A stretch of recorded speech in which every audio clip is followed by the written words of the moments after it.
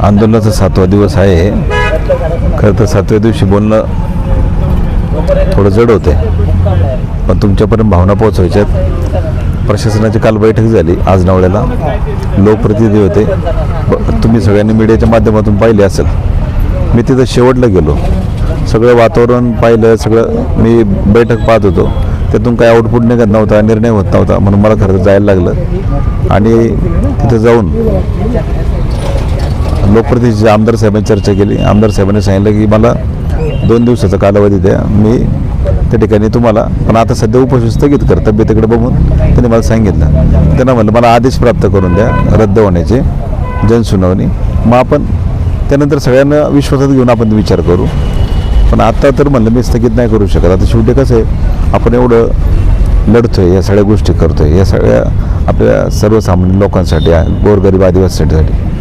आणि अदानी प्रकल्प, अदानी ग्रुप हा सरकारशी संलग्न माणूस आहे. ही फाईट काय छोटी फाईट नाही. अदानी प्रकल्प या सगळ्यासाठी आपण तालुका एकत्र करतोय, सगळे मावळे एकत्र करतोय. हा सह्याद्रीवर घाला आहे. ज्या सह्याद्रीचं रक्षण आजपर्यंत आपण छत्रपतींनी केलं, मावळ्यांनी केलं, अनेक जणांचं रक्त सांडलं, अनेक जणांचं बलिदान झालं, त्या सह्याद्रीला फोडायला अदानी निघाला आहे. म्हणजे जे अब्दालीला जमलं नाही तो अदानी करतोय. ही महाराष्ट्राची शोकांतिका आहे. मला असं वाटतं हा लढा फक्त जुन्नर तालुक्याचा नाही, तर महाराष्ट्राचा लढा झाला पाहिजे. या संदर्भात सकाळी ठाण्याचे मनसेचे नेते अविनाशजी जाधव, त्यांचा फोन आला होता, रोहितदादांचा पण फोन आला होता. अविनाश जाधव मला बोलले की राजसाहेबांकडे आम्ही हा सगळा विषय सगळ्यांनी येणार आहे आणि राजसाहेबांना पण आम्ही शिवजन्मभूमी ते आणण्याचा प्रयत्न करतो, असं मला बोलले ते.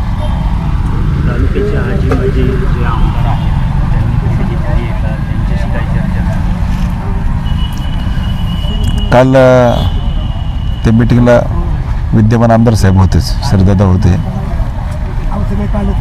आता माझं ते म्हणणं आहे, मी वारंवार पहिल्या दिवसापासून हेच सांगतोय की सगळ्या खरं तरी एकमेकावर टीका थांबली पाहिजे, आरोप प्रत्यारोप थांबला पाहिजे.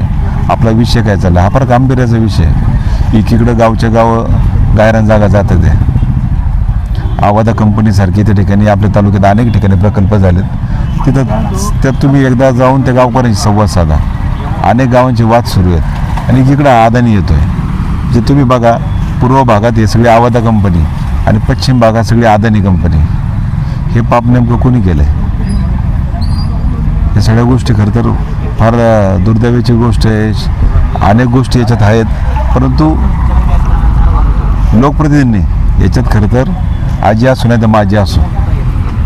विद्यमान आमदार म्हणतात की माझी आमदारांची काळातली मंजुरी,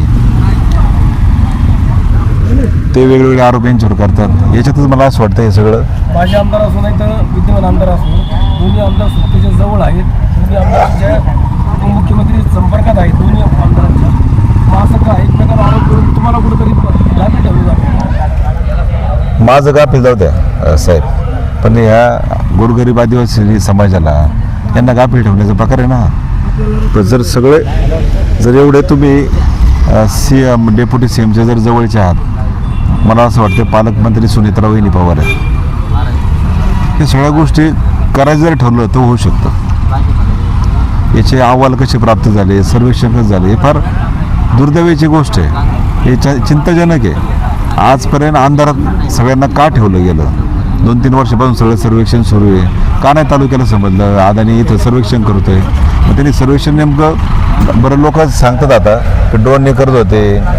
लोकांनी आता ड्रोन दिसतो, पण भूगर्भाचे जर सर्वे झाले असेल आणि ते पण लोकांच्या लपून अंधार जर झाले असेल, काय समजणार आहे आपल्याला? कालची मीटिंग ही आदिवासींसाठी होती, परंतु आरोप प्रत्यारोप वेगळेच करण्यात आले. विद्यमान खासदारांवर आरोप करण्यात आले.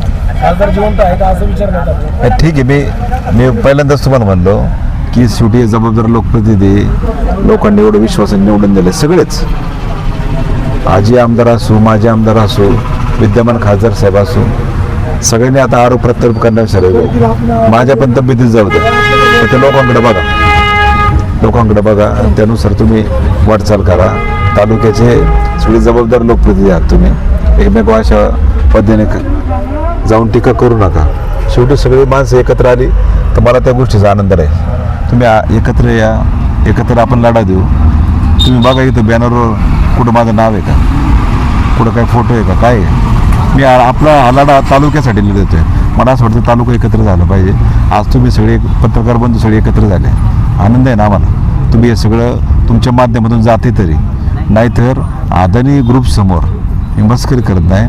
ही जी नॅशनल मीडिया आहे अजिबात अदानीच्या बातम्या पण त्या ठिकाणी कव्हर करत नाही. ही म्हणजे आपण म्हणतो लोकशाहीचा चौथा स्तंभ तो नॅशनल मीडिया तर म्हणजे तो गमावला आहे नॅशनल मीडियाने. पण तुम्ही तालुक्यातल्या पत्रकारांचं मला सलाम आहे, कौतुक आहे की तुम्ही अदानी विरुद्ध हे बातम्या दाखवताय. तुमचं खरोखर मनापासून कौतुक आहे. खरंच फार मोठी एनर्जी. हे गोरगरीब लोक पहा, त्यांच्या चेहऱ्यावरच्या भावना बघा, आपले रजिस्टर बघा, एवढे रजिस्टर सगळे भरले, जवळ 2,500 ते 3,000 लोक इथं भेटून गेले. जे मला अनपेक्षित होतं, मला वाटलं नव्हतं की, पण लोक आता जागृत झाले, फार महत्त्वाचे आहे. याचाच मला आनंद आहे की आपलं मावळ सगळं जागा झालं, सायदरी सगळा जागा झाला. आणि आज आदिवासी बांधव इथं प्रत्येक गावच्या गाव या ठिकाणी येऊन भेटतात, त्या ठिकाणी पाठिंबा देतात, पाठिंबाचं पत्र देतात, आधार देतात. आणि त्यांना पण असं मुलासारखं माझ्यावर आता प्रेम करतात, भावासारखं प्रेम करतात. ते फार महत्त्वाचं आहे. आणि लहानपणापासून माझे मित्र पण सगळे अशा आदिवासी बहुजन समाजात राहिले. त्यांची भाकर मी खाल्लेली आहे, त्या भाकरीची मला जाण आहे.